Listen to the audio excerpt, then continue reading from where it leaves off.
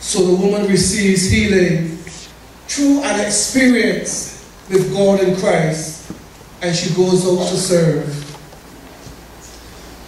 The gospel also tells us that after the sun sets, all the people in this small town bring their sick and demon-possessed. And the whole town is gathered at this woman's door, and Jesus heals. And this woman, Simon's mother-in-law, having started the day with a deadly fever, ends up entertaining the 12 disciples with the rabbi. And then she ends the day with all the town descending on her home. So Jesus healed the woman, then he heals all these people. He casts out all their demons, and of course the day comes to an end, and they have gone to sleep. But Jesus, instead of sleeping in, the gospel tells us he wakes up early in the morning before dawn. He leaves the house and he goes to prayer. And Simon and his companions go looking for him. And when they find him in the solitude of prayer, they say to him, "Everybody is searching for you." And Jesus could have said any number of things at that point. But what he says is surprising. At least, I find it surprising. Instead of trying to get across the obvious where he is, he was a son of God, trying to maintain his communication with God, and therefore he's gone off to say his prayers in relation to this God. And the gospel tells us he says something rather strange to Peter. Peter is telling him, everybody is looking for you, meaning all these people are outside the house looking for you. And Jesus says a rather strange thing. What does he say? What does he tell him? Let us go to another place. My friends, think of that. Here all these people are outside the house looking for Jesus, wanting to get healed, wanting to see Jesus, the Son of God. Here are people who are wanting to have an encounter with Christ. And Jesus tells Peter, let us go somewhere else. That doesn't sound strange to you? It sounds strange to me. He says, let us go somewhere so that I can preach.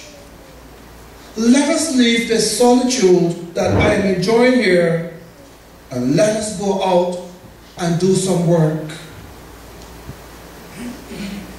Jesus then makes what is perhaps a rather telling statement. He tells Peter precisely why he had come. What did he tell him? What did he tell Peter? He told Peter why it is that he had come. He had come to preach. That is why he had come. He had come to preach. He said, that is why I have come. Jesus understood the charge he had to keep, and he set about doing it. And perhaps he did not get enough time to enjoy the solitude that he wanted, but neither do we.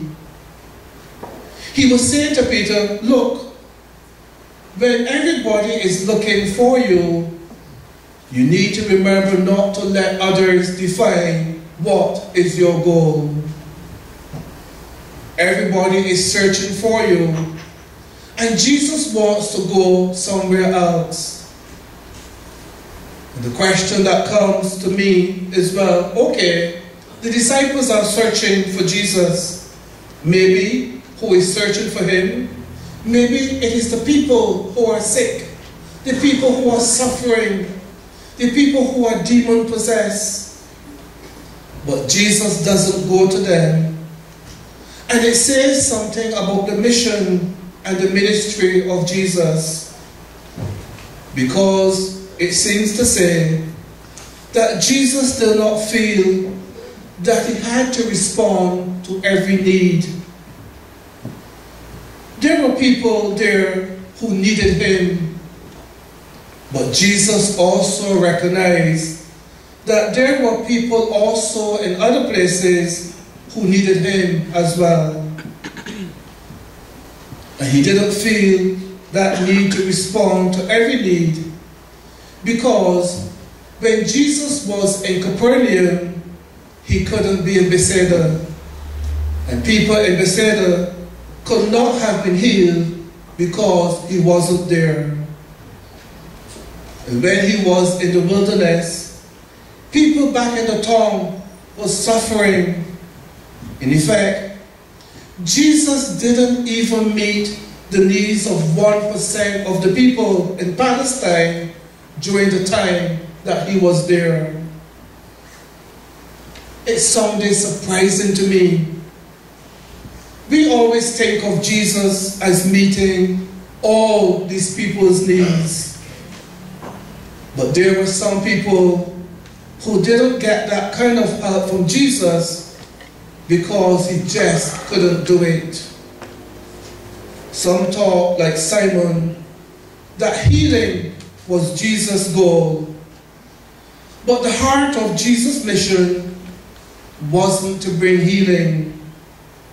Jesus didn't want to be seen as this holy man who was providing healing. Jesus didn't come for that purpose. Jesus came to preach the gospel. And you know, Simon and his companions were trying to move Jesus away from his goal.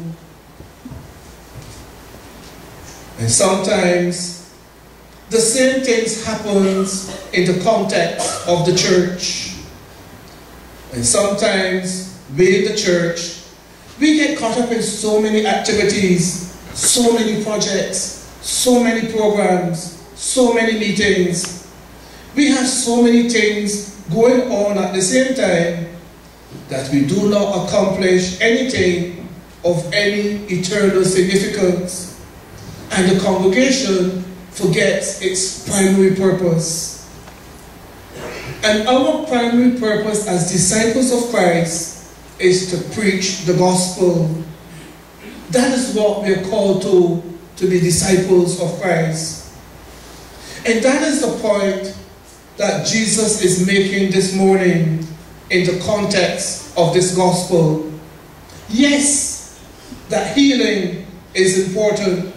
Yes, casting out demons was an important task. But that is not why he had come.